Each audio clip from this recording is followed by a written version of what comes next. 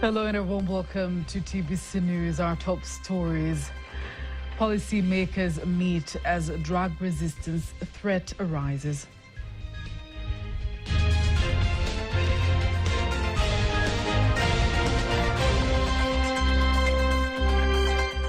Government vows to end industrial sector key challenges.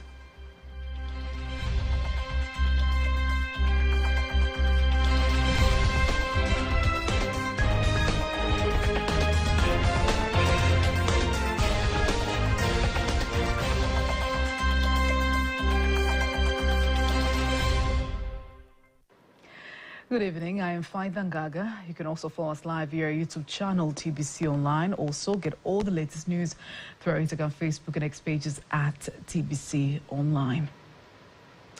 The Vice President of the United Republic of Tanzania, Ambassador Dr. Emmanuel Nchimbi, says Tanzania is determined to ensure that it protects people's health and the environment by prioritizing strengthening the health systems, investing in scientific research, and promoting the correct use of prescribed medicines. The Vice President made the remarks while opening the African Region celebration of the International Antimicrobial Resistance Week in Dar es Salaam, insisting the measures are in response to the growing threat of drug resistance, calling on African countries to join the fight by sharing knowledge and strengthening cooperation.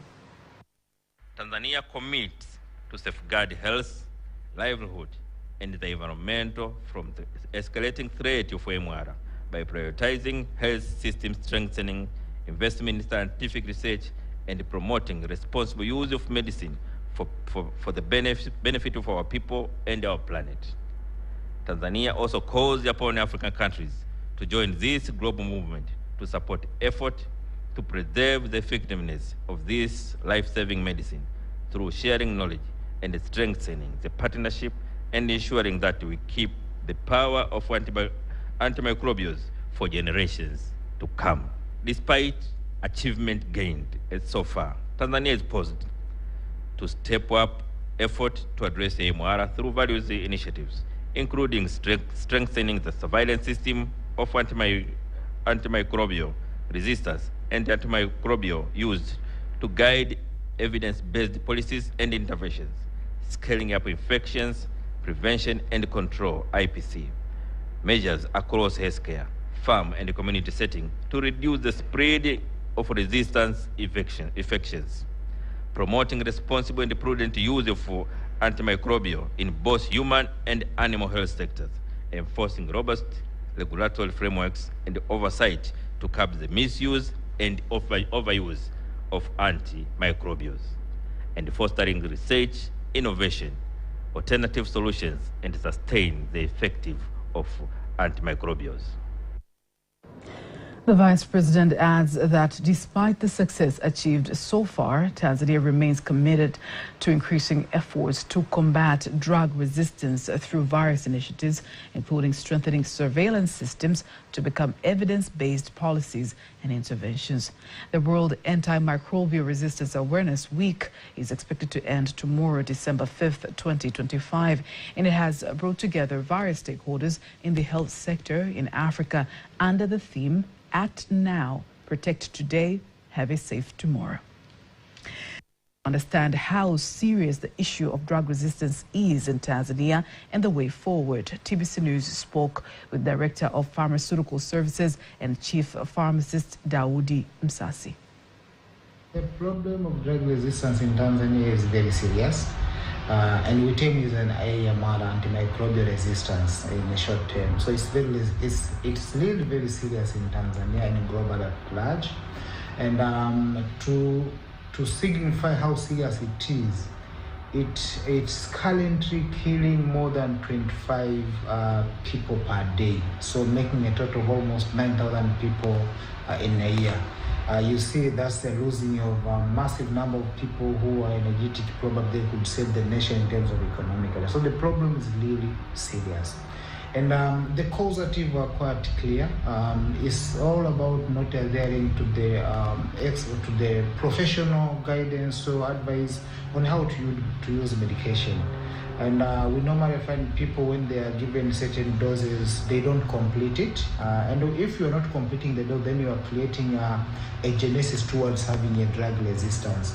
And when you talk about the resistance in a normal terms, that the medicine that we are used to treat certain diseases are no longer now working. They are not treating that diseases at all. And the reason is attributed by those factors, including not finishing up the dose is advised by the professionals. And the second one, sharing medication at home without an advice of professionals. And the third one, sharing the medicine with the animals and without adhering to the professional guidance or the health technical teams. Those are some of the attributes that normally contribute towards drug resistance in the country.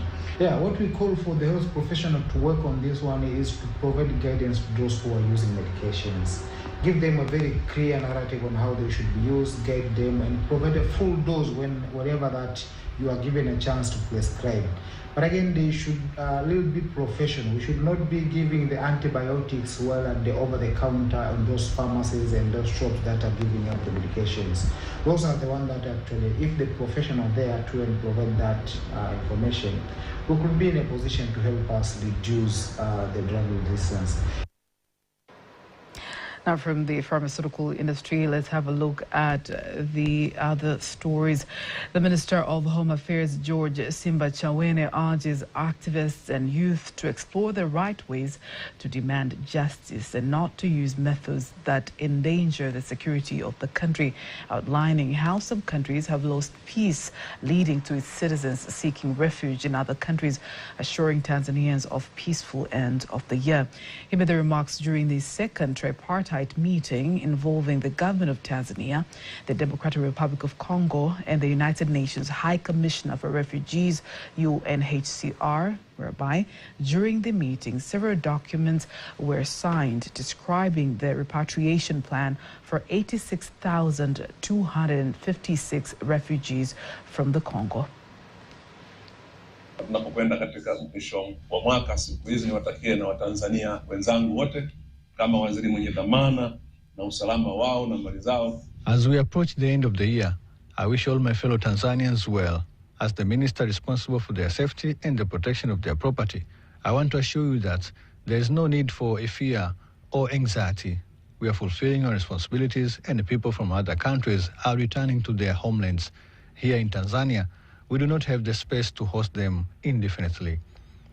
It is important for us Tanzanians to understand that we have a responsibility to safeguard our peace. Otherwise, one day we too could become refugees. Right now, we are returning others to their countries. So, should we follow them there? To our youth and to activists who believe that violence, unrest, and disturbing the peace are the path to achieving their rights, the path is extremely wrong. We only need to look at Congo, which lost its peace 30 years ago. And to this day, peace has not fully returned. Anyone who imagines that disturbing Tanzanians' peace today will bring quick results must understand that rebuilding peace can take decades. If you are a young person, you may not even see the end of that process because you choose a path that has no shortcuts.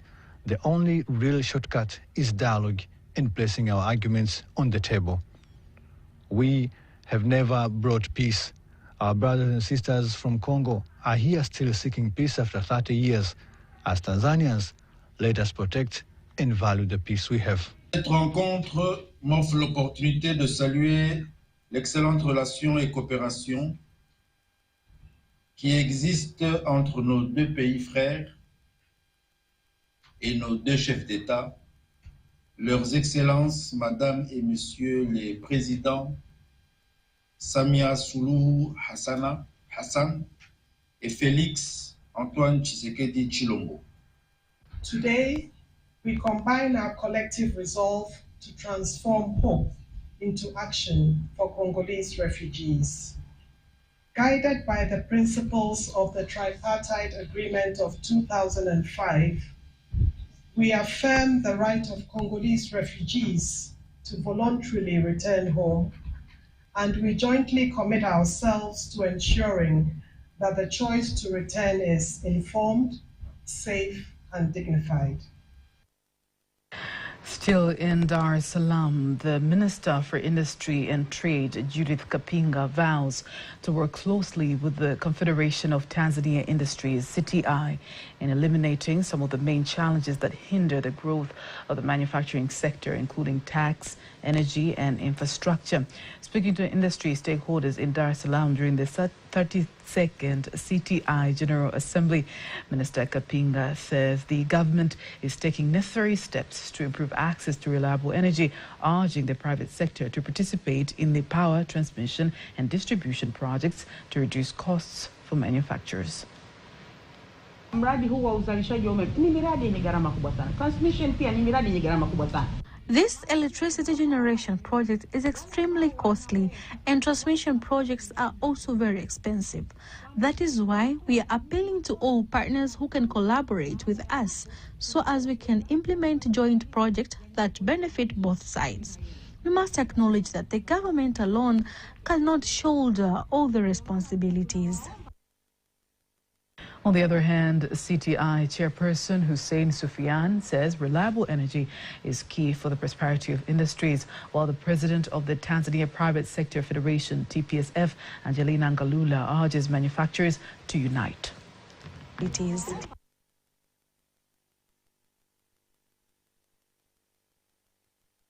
A supply, one that is accessible without any challenges. Hiyo structure iwe formalized properly. We need that structure to be properly formalized so that it can reach people effectively and reliably. When you say you are engaging with CTI, it should be clear that the message is being properly disseminated and reaching all industrial stakeholders. In other news, the Director General of the Information and Communication Technologies Commission, Dr. Nkundwe Mwasaga, calls on young people in Tanzania to fully embrace the opportunities brought by globalization, particularly through the advancement of digital technologies. Speaking to TBC News in Dar es Salaam, Dr. Mwasaga asserts that Tanzania's digital economy can only grow if young innovators receive the support they need to scale up their ideas. I've been brought up a capacity that youth has in this country.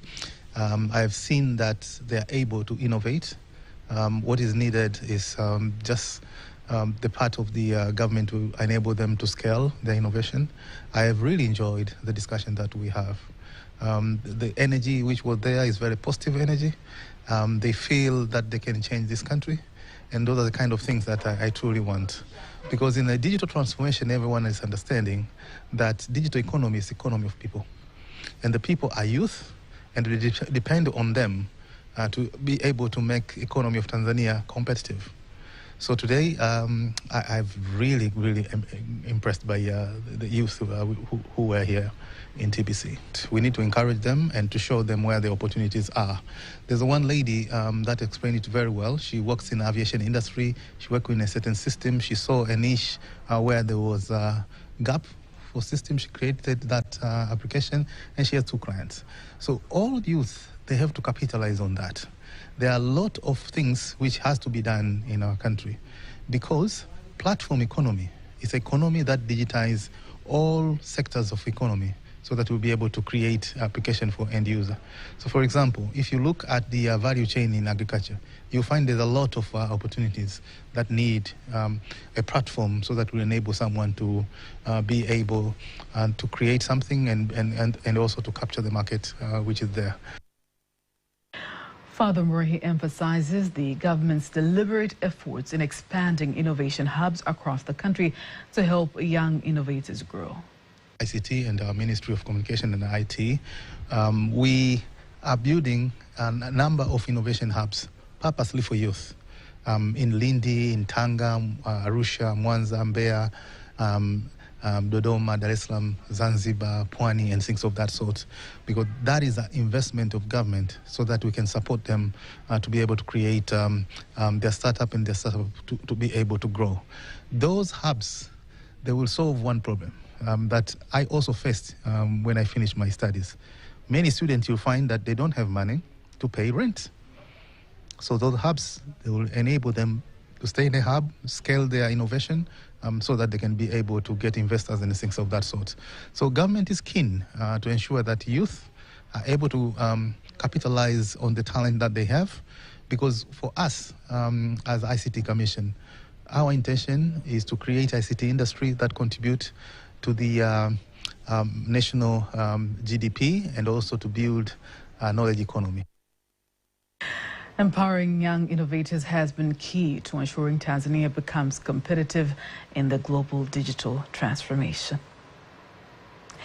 The Deputy Permanent Secretary in the Ministry of Finance, Elijah Mwandumbia, calls on the financial institutions to review interest rates directed to small and medium-sized businesses, insisting the move will enable the businesses to grow and contribute significantly to the country's economy. He made the remarks in Dar es Salaam during the listing of TCB Bank's new bond on the Dar es Salaam Stock Exchange, DSE, after the initial sale exceeded the target by collecting 140.24 billion shillings against the initial target of 50 billion shillings. The truth is that business owners will be required to pay from these funds should it remain affordable. That is our key message.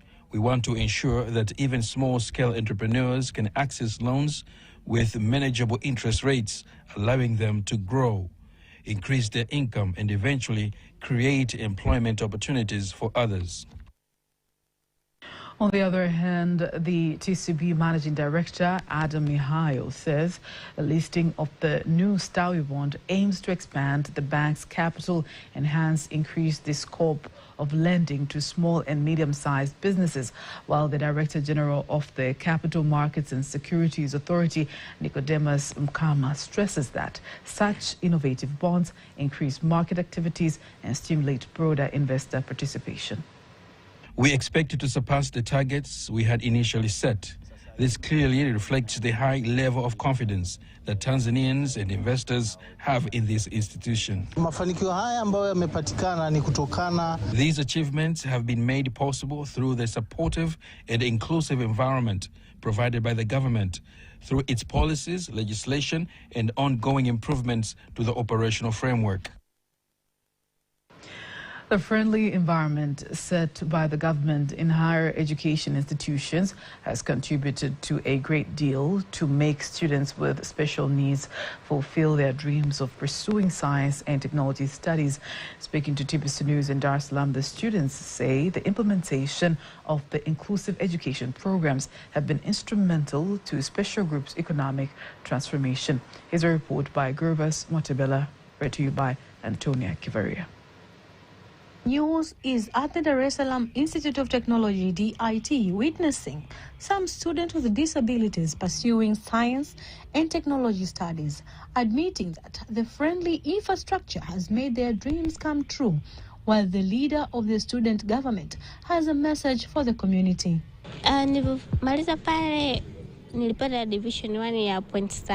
When I finished there, I got Division 1 with 7 points. So that qualified me to come to study engineering, and I really desire to become a top engineer in computer matters. The leadership of DIT received me and gave me a chance, and I showed them what I'm capable of. And this is my 3rd year.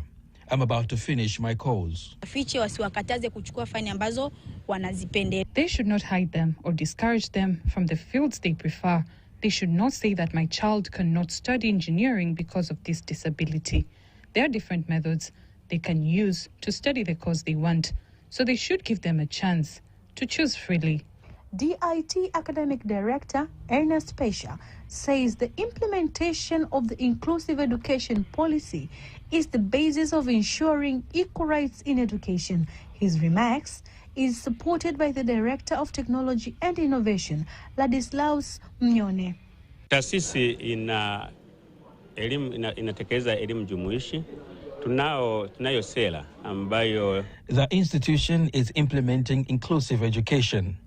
We have a policy approved by the institution which considers the learning and teaching environment in order to help them. We have students who have different challenges, who receive engineering training here in proper conditions, starting from where they sleep by recognizing their needs for a safe place to live. When we talk about technology, we look at technology in terms of its effectiveness. We also look at whether a person with special needs is able to use it.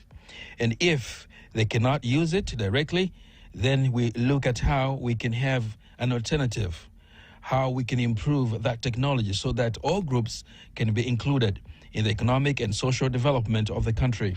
The use of technology amongst people with disabilities will help build their skills and knowledge and hence enable them to keep pace with the global changes. Antonia Kivaria, TBC News. Thank you, Antonia, for that story. Now it is time to have a look at today's exchange rates according to the Bank of Tanzania, BOT.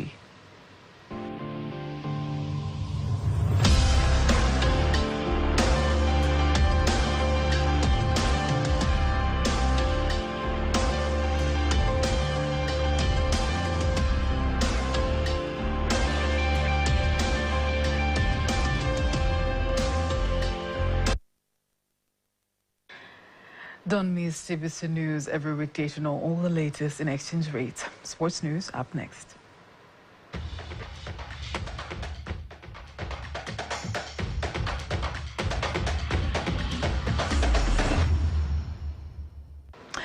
And in sports news, Tanzania Mainland Premier League defending champions Young Africans crashed out Fountain Gate by 2-0 in a match played at the KMC Complex Stadium in Mwenge, Dar es Salaam.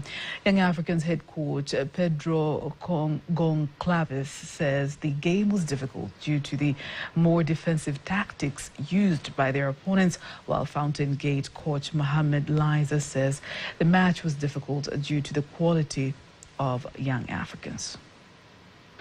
Also, Fountain Gate put one plan very solid, so creates some difficulties on us. I'm happy with the performance, but sure we must improve in the future. But it's step by step.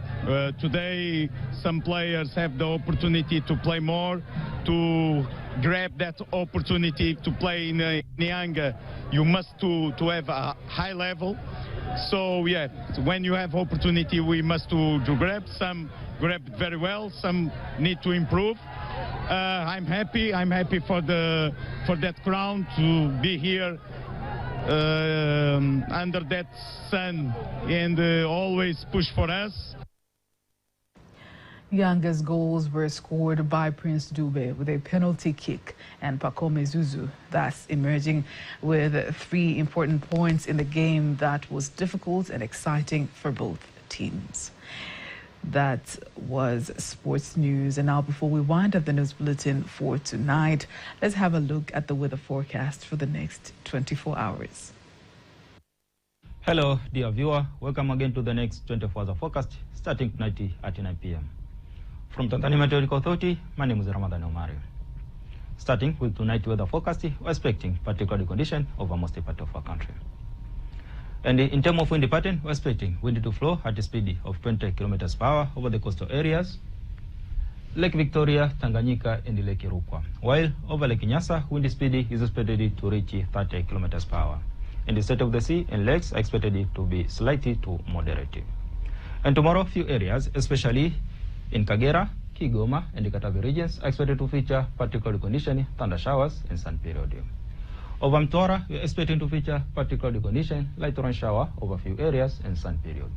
And the remaining regions are expected to feature particular conditions and sun periods.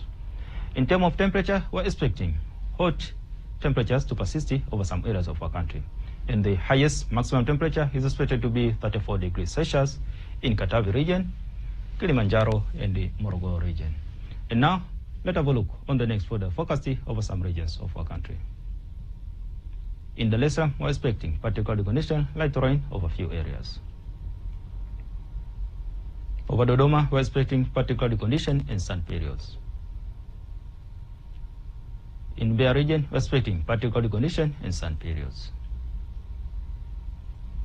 Over Mwanza, we're expecting partly cloudy condition, thunder showers over a few areas and sun periods. In Kilimanjaro, we're expecting partly cloudy condition and sun periods. Over Morogoro, we're expecting partly cloudy condition, light rain over a few areas and sun periods. And over Arusha, we're expecting partly cloudy condition and sun periods. And that is all for today. Thank you for watching and goodbye. On that note, we're ending our news bulletin for tonight, but don't miss our next bulletin in Kiswahili at 11 p.m. I am Faitha Ngaga. Good night.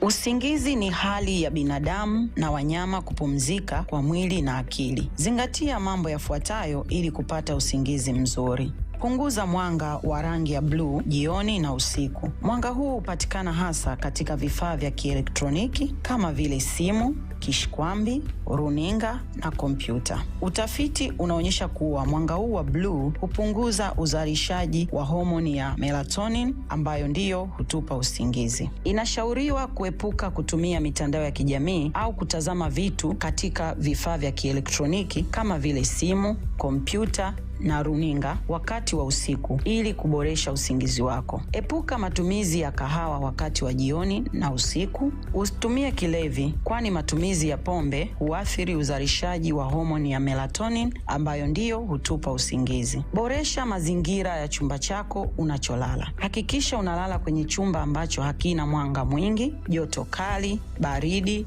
uhaba wa hewa au kelele. Ili kuboresha usingizi wako, unashauriwa kupunguza au kuacha kulala wakati wa mchana.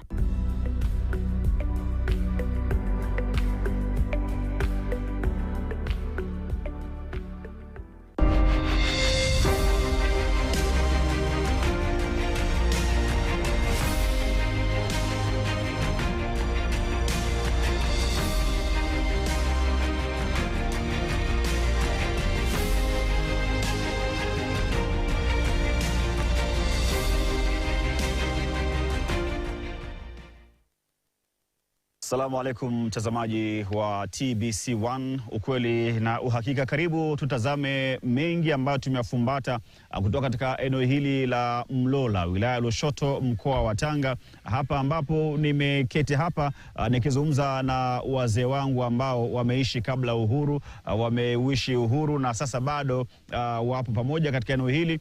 Kwa nyuma ukitazama unaona milima ya Usambara, na pale katika milima hii kuna mlima, kwa mbali ukitazama utaona kuna mnara wa TBC ambao umesimikwa hapo ili kuhakikisha kwamba wakazi wa maeneo haya nao wote wanapata ukweli na uhakika kupitia TBC. Na ningesema TBC na maanisha TBC1, TBC2, Bongo FM, TBC Taifa na TBC zote ambazo unazifahamu hadi za viganjani. Yote hao yanapatikana kutokana na namna ambavyo TBC tumejipanga katika maeneo mbalimbali. Na hii ni kuelekea miaka 64 ya uhuru wa Tanganyika. Katika kipindi cha nyuma kabla uhuru kuna maisha watu waliishi, wakati wa ukombozi kuna maisha watu wameishi, lakini pia kuna maisha ambayo yanaendelea kutoka pale mara baada ya uhuru mpaka hapa tulipo. Maisha hayo yamenifanya nije katika eneo hili kuzungumza na mzee wangu Hoza Ismail Marika hapa kuliani kwangu,